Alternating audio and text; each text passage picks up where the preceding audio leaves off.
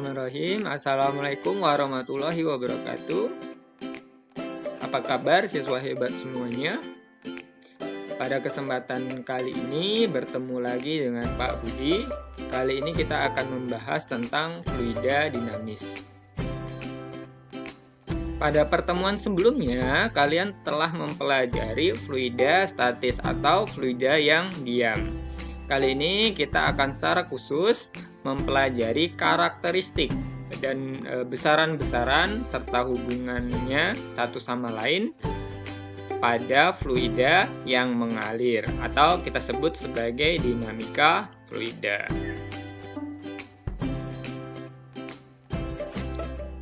Fluida mengalir melalui dua cara, yaitu aliran secara laminer dan yang kedua aliran secara turbulen. Apa perbedaan keduanya? Yang pertama, aliran laminer adalah aliran fluida yang mengikuti suatu garis lurus atau melengkung serta jelas ujung dan pangkalnya.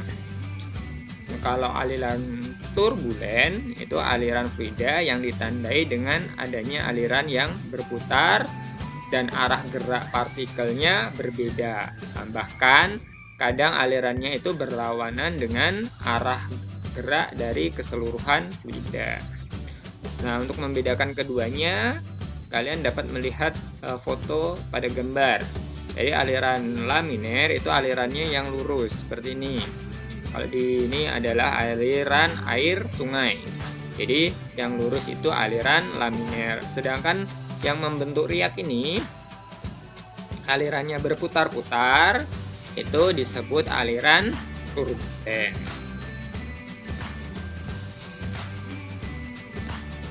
Dalam mempelajari fluida dinamis, ada beberapa kriteria dari fluida agar lebih mudah mempelajarinya.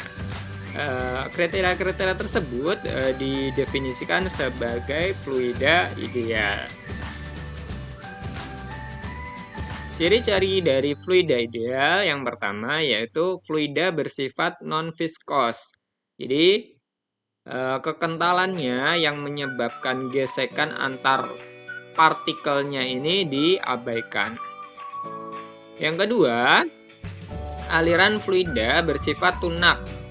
Tunak ini artinya kecepatan dari tiap-tiap partikel yang ada pada fluida di setiap titik dalam sebuah wadah atau penampang itu cenderung tetap atau konstan. Yang ketiga, fluida bersifat incompressible. Artinya dari incompressible itu tidak dapat dimanfaatkan. Jadi dengan tidak dapat dimanfaatkan itu kerapatannya cenderung tetap atau konstan. Sedangkan yang terakhir, aliran fluida bersifat irotasional. Artinya fluida mengalir itu tidak dalam arah berotasi atau berputar, tapi alirannya bersifat laminer atau lurus. Nanti kalau misalnya dalam aliran fluidanya rotasional atau berotasi, maka kita perlu menghitung momentum sudut dan lain-lain. Jadi ini akan mempersulit dalam mempelajari aliran fluida. Maka dalam fluida ideal kita anggap sebagai aliran lurus atau aliran laminer. Debit fluida. Kata-kata debit saya yakin sudah sangat familiar dari kalian. Sudah sering mendengar kata-kata debit. Biasanya debit ini dibawakan atau dibacakan oleh pembawa acara saat ada berita tentang banjir. Ini debit air di bendungan sekian gitu. Nah, sebenarnya apa itu debit? Debit didefinisikan sebagai banyaknya fluida dalam satuan volume itu yang mengalir pada sebuah penampang setiap satuan waktu. Persamaannya dalam secara matematis, debit dinyatakan sebagai Q sama dengan V dibagi T. Q adalah debit aliran fluida dalam meter kubik per sekon. V besar adalah volume fluida dalam meter kubik dibagi dengan T. T itu adalah waktu dalam sekon. Seperti kita ketahui bahwa volume sebuah benda adalah luas alas dikali tinggi. Tinggi ini adalah besaran jarak. Jadi kalau kita analisis lebih lanjut, jarak dibagi waktu itu adalah kecepatan. Jadi persamaan dari debit I V per T ini juga dapat dinyatakan sebagai A dikali V. Atau A ini adalah luas penampang, V kecil adalah kecepatan fluida.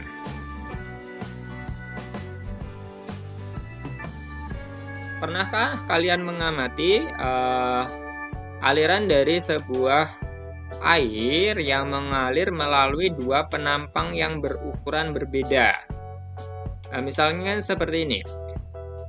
Kalian bermain air dengan selang. Awalnya selangnya biasa, airnya mengalir. Kemudian kalian tutup atau pencet permukaan dari selangnya tadi menjadi lebih kecil. Apa yang terjadi pada aliran fluidanya? Ya, benar, akan jadi lebih cepat atau lebih kencang aliran fluidanya. Ini dapat kita pelajari dengan persamaan kontinuitas. Apa itu persamaan kontinuitas? Persamaan kontinuitas menyatakan bahwa pada aliran fluida ideal, debit aliran pada sebuah pipa yang memiliki luas penampang yang berbeda itu nilainya tetap atau konstan.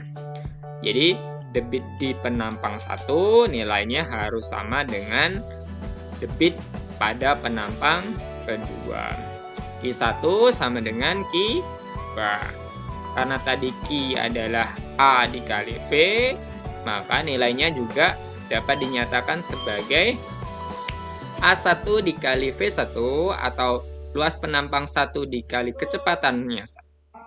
Fluida aliran pertama nilainya harus sama dengan luas penampang kedua dikali kecepatan kedua.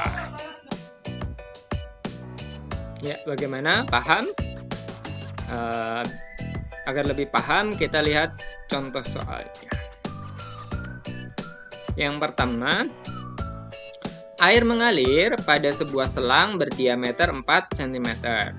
Bila kecepatan rata-rata dari aliran air adalah 4 meter per sekon, hitung jumlah fluida atau air yang mengalir setiap detik. Dari soal diketahui diameternya D adalah 4 cm. Ini berarti jari-jarinya setengah dari diameternya adalah 2 cm. Dirubah ke dalam meter, nilainya adalah 2 kali 10 pangkat min 2. Kemudian kecepatannya V 4 meter per sekon. Yang ditanyakan adalah jumlah fluida yang mengalir setiap detik. Ini berarti yang ditanyakan adalah debitnya. Debit Q dinyatakan sebagai A dikali V. A ini adalah luas penampang. Karena dalam soal penampangnya berbentuk selang, maka selang itu kan berbentuk lingkaran. Maka luasnya adalah luas lingkaran.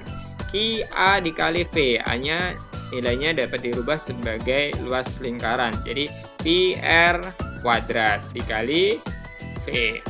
Pi-nya 3,14, R-nya tadi 2 kali 10 pangkat min 2, kemudian dikuadratkan dikali V-nya 4. Jadi hasilnya adalah 0,05024 meter kubik per sekon, atau dinyatakan sebagai notasi ilmiah nilainya adalah 5,024 kali 10 pangkat min 3 meter kubik per sekon.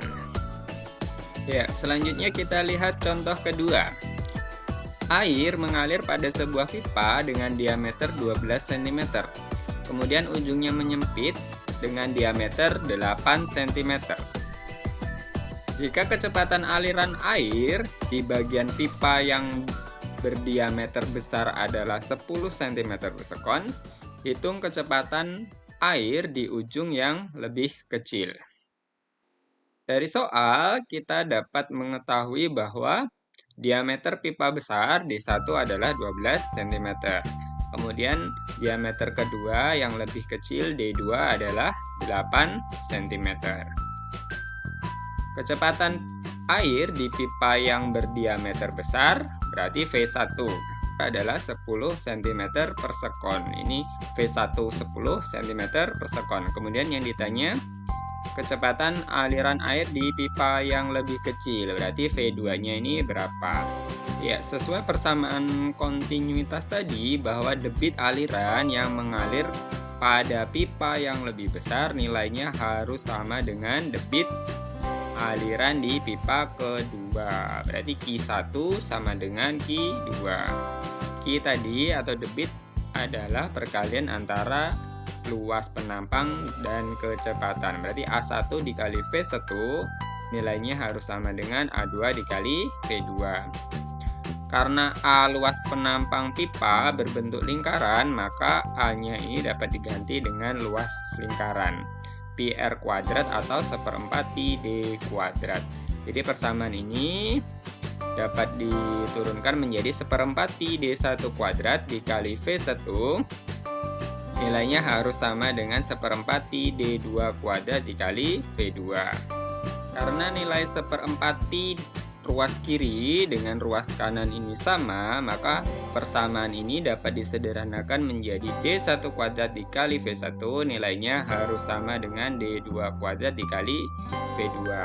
Dari sini kita dapat mencari nilai V2 dengan D1 kuadrat dikali V1 dibagi D2 kuadrat. Atau V2 sama dengan D1 dibagi D2 kuadrat dikali V1. Kita masukkan nilainya, D1 tadi 12, D2-nya 8, dikuadratkan dikali V1-nya 10. Jadi 12 dibagi 8 kuadrat dikali 10. Nilainya adalah 22,5 cm per sekon.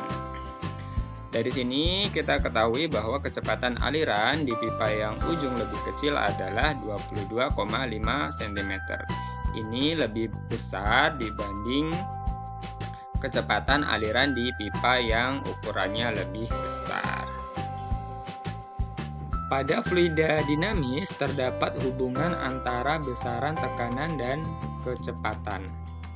Tekanan fluida di tempat yang kecepatannya tinggi akan lebih kecil daripada tekanan fluida di tempat yang kecepatannya lebih rendah. Ini diteliti oleh Bernoulli. Bernoulli menyatakan bahwa apabila dalam fluida mengalir melewati dua penampang yang berbeda, kecepatannya juga berbeda sesuai dengan konsep kontinuitas tadi. Akan memiliki tekanan yang berbeda juga gitu. Jadi misalkan seperti ini. Ini ada dua buah penampang. Yang pertama penampang besar dengan kecepatannya V1, kemudian memasuki penampang kedua yang ukurannya lebih kecil dengan kecepatan V2. Sesuai dengan persamaan kontinuitas, nilai V2 ini akan menjadi lebih besar dibanding V1. Dari sini dihubungkan dengan sebuah pipa, ternyata pipanya memiliki ketinggian fluida yang berbeda. Dari hal ini diketahui bahwa tekanan pada fluida di penampang pertama itu lebih besar sehingga ketinggian permukaan air yang memasuki pipa lebih besar atau lebih tinggi dibanding pipa yang berada di atau dihubungkan dengan pipa yang berukuran lebih kecil. Dari sini diketahui bahwa nilai P2 lebih besar dari V1, maka nilai P2 akan lebih kecil dibanding V1. Secara matematis, persamaan hubungan antar kecepatan dengan tekanan tadi dirumuskan sebagai P ditambah rho GH ditambah setengah rho V kuadrat bernilai konstan. P ini adalah tekanan, sedangkan Rho adalah massa jenis zat cair, B adalah gravitasi, H adalah ketinggian antar dua permukaan, V adalah kecepatan aliran pada penampang. Aplikasi atau manfaat dari asas Bernoulli yang pertama yaitu tabung berlubang atau tabung bocor. Ini ada sebuah tabung diisi dengan air, kemudian pada salah satu permukaannya dibuat lubang. Ini akan menghasilkan pancuran air dengan kecepatan tertentu. Dengan menurunkan persamaan Bernoulli tadi, diperoleh besaran kecepatan dan jarak terjauh dari pancuran. Misalkan sebuah wadah berisi air, kemudian di tengah-tengahnya diberi bocoran, maka kita dapat menentukan kecepatan dan debit aliran serta jarak pancuran terjauh. Kecepatan aliran air yang keluar dari bocoran adalah akar 2GH. Sedangkan jarak mendatar terjauhnya nilainya X sama dengan 2 akar H per Y. Debitnya Q sama dengan A dikali V. V-nya tadi akar 2GH, maka Q atau debit yang mengalir lewat pancuran nilainya adalah A dikali akar 2GH, di mana Q adalah debit aliran air, H adalah tinggi permukaan air diukur dari bocoran, sedangkan Y adalah tinggi bocoran dihitung dari dasar. Kita lihat contohnya. Sebuah tangki berisi air setinggi 1,25 meter. Kemudian pada tangki tersebut terdapat lubang kebocoran 45 cm dari dasar tangki. Berapa kecepatan dan jarak terjauh tempat jatuhnya air dihitung atau diukur dari dasar tangki. Dari soal ini diketahui bahwa ketinggian keseluruhan air H adalah 1,25 meter. Kemudian tinggi bocoran dihitung dari dasar adalah 0,45. Ini adalah Y-nya. Yang ditanya adalah V dan X-nya. Kecepatan air dari lubang bocoran seperti yang tadi, V sama dengan akar 2GH. Hanya ini belum ada, maka kita cari dulu dengan mengurangkan H besar. Di sini tinggi keseluruhan dikurang tinggi bocoran dari dasar. Ini H kecilnya. Jadi V sama dengan akar 2 dikali G dikali H min Y. Kita masukkan nilainya. V sama dengan akar 2 dikali gravitasinya 10 dikali H besarnya 1,25 dikurangi Y-nya adalah 0,45. 1,25 dikurang 0,45 nilainya adalah 0,8. 0,8 dikali 10 nilainya 8 dikali 2 16. Jadi V akar dari 16 nilainya adalah 4 meter per sekon. Untuk jarak mendatar terjauh dari pancuran kita dapat hitung dengan X sama dengan 2 akar H dikali Y. Kita masukkan nilainya, X sama dengan 2 akar, hanya tadi 1,25 dikurang 0,45 itu 0,8, Y-nya 0,45. 0,8 dikali 0,45 nilainya 0,36, di akar itu 0,6. 0,6 dikali 2 nilainya 1,2 meter.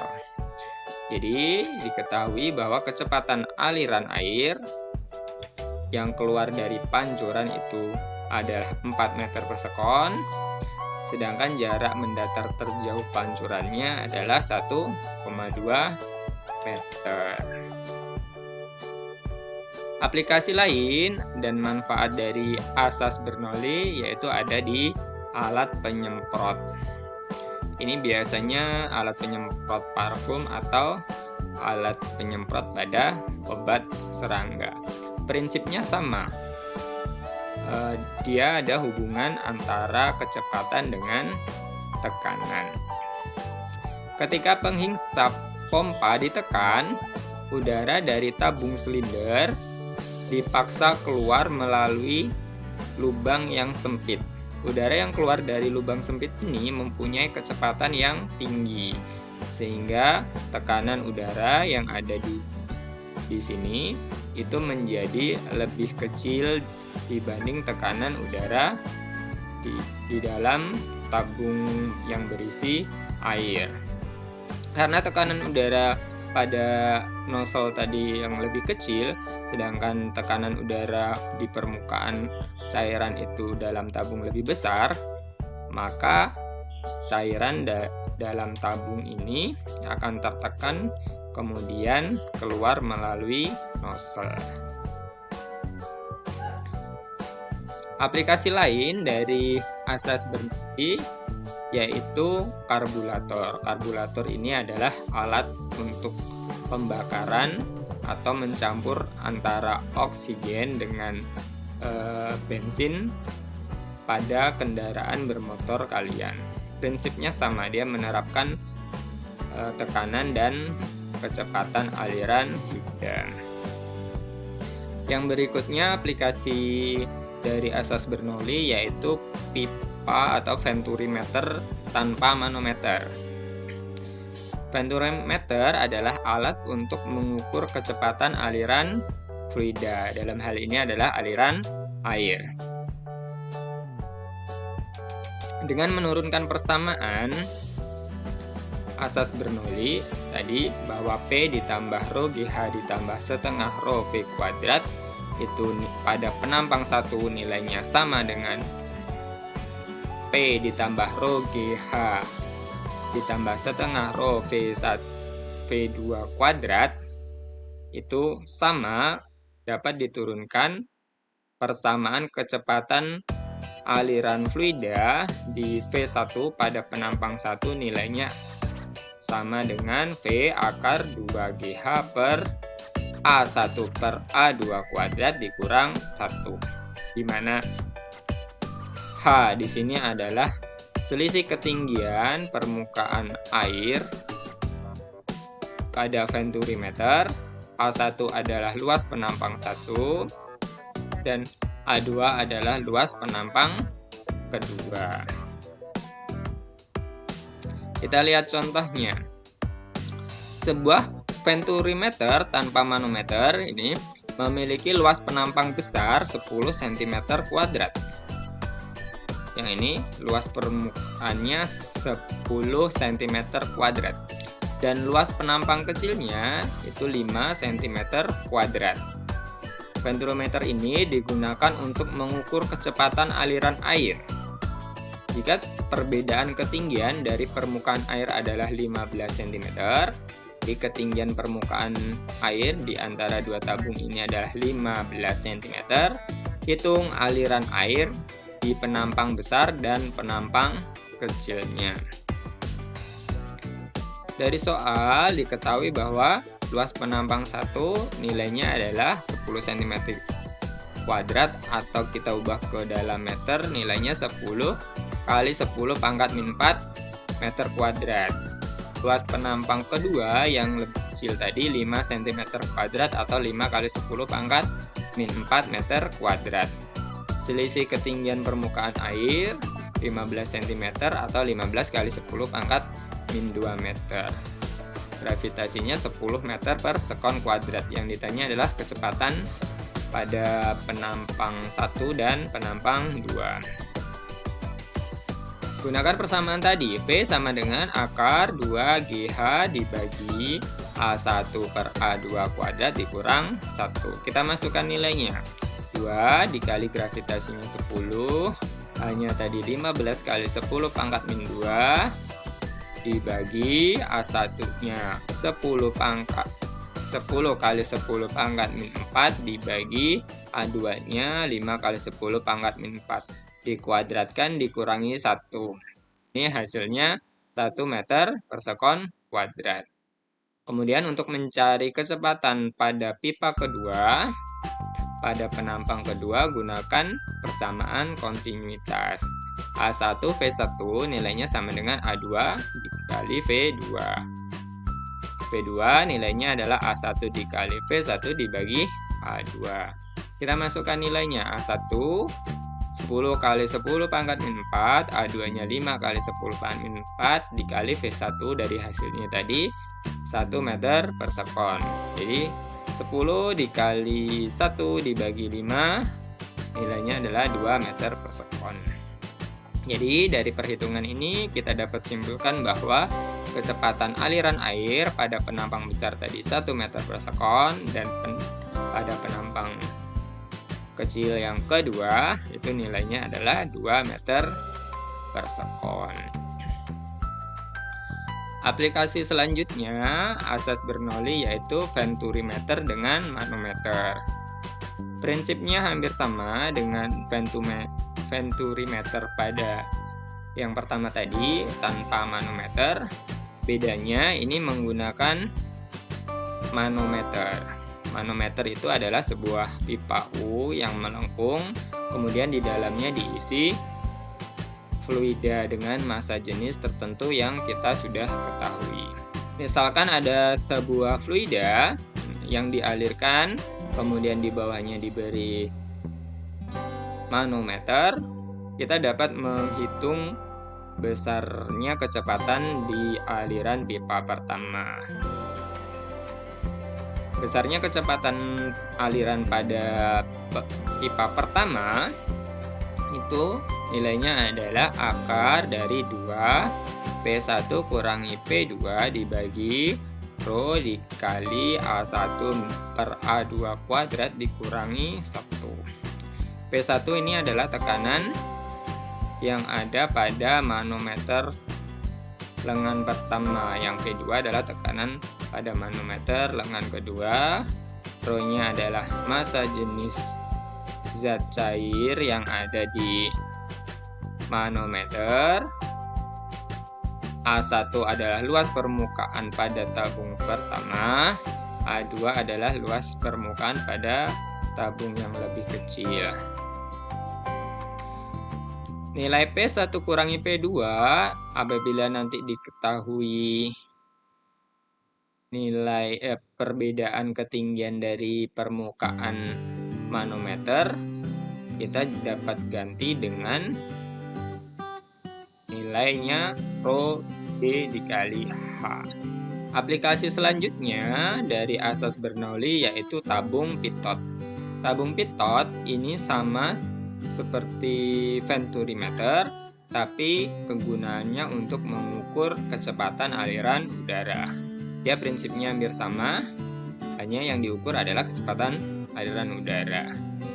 Tabung pitot merupakan alat yang digunakan untuk mengukur laju aliran suatu gas atau udara. Nilai kecepatannya dapat dihitung dengan persamaan akar 2 Rho aksen GH dibagi Rho.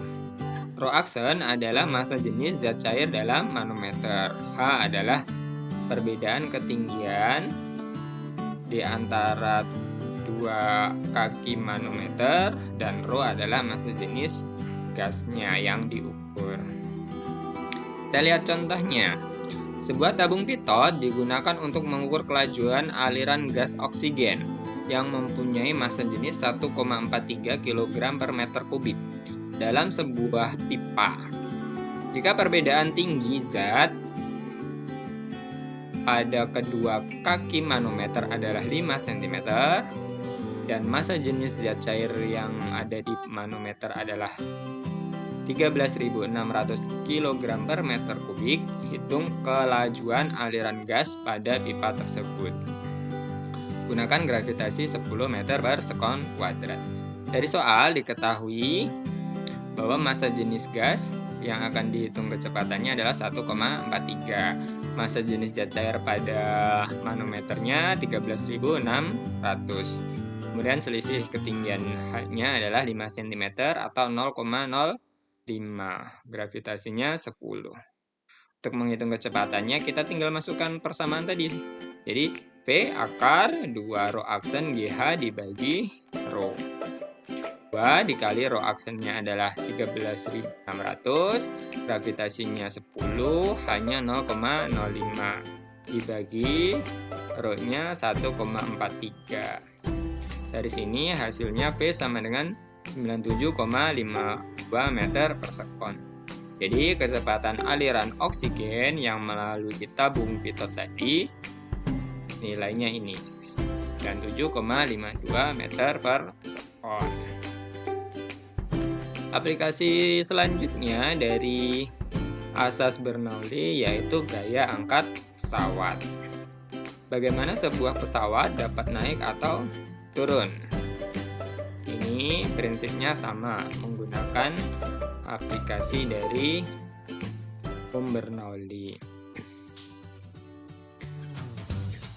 Saat pesawat akan naik, ini membutuhkan tekanan udara yang di bawah sayap pesawat harus lebih besar dibanding tekanan udara yang di atas sayap pesawat.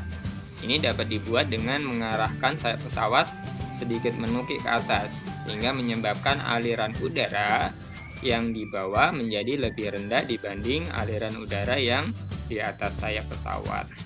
Sesuai persamaan Bernoulli tadi, bahwa tekanan itu berbanding terbalik dengan kecepatan. Jadi, jika V2 lebih besar dari V1, maka V2 akan lebih kecil dari V1.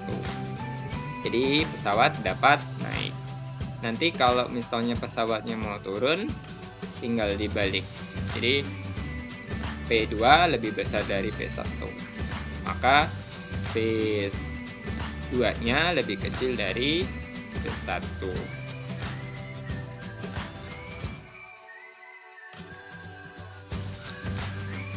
Gaya angkat pesawat ini kita dapat turunkan dari persamaan Bernoulli tadi, bahwa tekanan itu adalah gaya per satuan luas. Maka selisih gaya antara permukaan bawah pesawat dan atas sayap pesawat nilainya adalah F1 dikurang F2 sama dengan V1 kurangi P2 dikali A.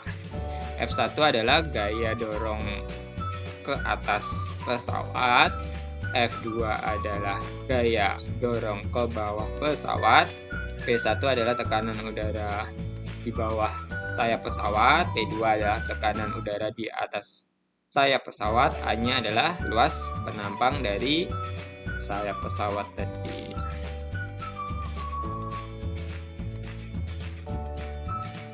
Kita lihat contohnya. Jika kecepatan aliran udara di bagian bawah sayap pesawat adalah 60 meter per sekon, berapa kecepatan di bagian atasnya jika tekanan ke atas yang diperoleh pesawat adalah 10 Newton per meter kuadrat.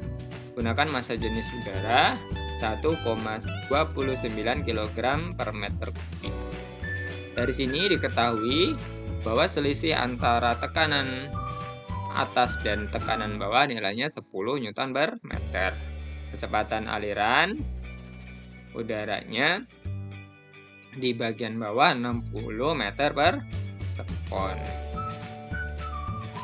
Yang ditanya adalah kecepatan aliran udara di bagian atas pesawat.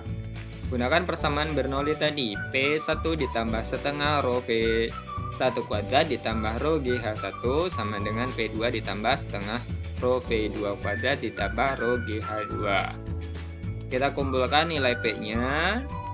Jadi P1 dibawa ke kanan, nilai H-nya adalah sama, tinggiannya dianggap sama, kemudian kecepatannya kita bawa ke ruas kiri. Jadi setengah rho dikali V1 kuadrat dikurang V2 kuadrat nilainya sama dengan P2 dikurang P1. Dari sini kita turunkan persamaannya. nilai V1 kuadrat adalah V2 kuadrat ditambah 2 kali P2 kurangi P1 dibagi rho. Kita masukkan nilainya. V1 kuadrat adalah V2-nya tadi 60, berarti 60 kuadrat ditambah 2 dikali selisih tekanannya tadi 10 dibagi massa jenis udaranya 1,29. Jadi V1 nilainya adalah akar dari 3615,5 atau dalam pembulatan 60,13. Jadi kecepatan aliran udara di bagian atas sayap pesawat tadi adalah 60,13 meter per sekon. Nah, aplikasi terakhir dari asas Bernoulli adalah desain aerodinamis mobil dan motor. Jadi prinsipnya mobil dan motor itu dibuat aerodinamis untuk membuat aliran udara yang lancar, yang berbeda dengan kecepatan tertentu. Jadi ketika dibuat aerodinamis, maka tekanan yang dialami mobil atau kendaraan ini menjadi lebih kecil. Ketika tekanan udaranya kecil, maka kecepatan udaranya lebih besar. Maka mobil ini dapat melaju lebih kencang tanpa memperoleh hambatan dari tekanan udara tadi. Sebenarnya masih banyak penerapan dari aplikasi hukum Bernoulli ini. Kalian tinggal cari saja nanti. Nah, untuk memahami dan untuk lebih paham lagi tentang materi kali ini, Bapak sudah siapkan 4 soal. Silahkan dicatat. Kemudian pertemuan berikutnya kita akan bahas penyelesaian dari soal-soal berikut. Nanti kalau terdapat kesulitan, silakan hubungi Pak Budi. Nanti Bapak jelaskan via WA.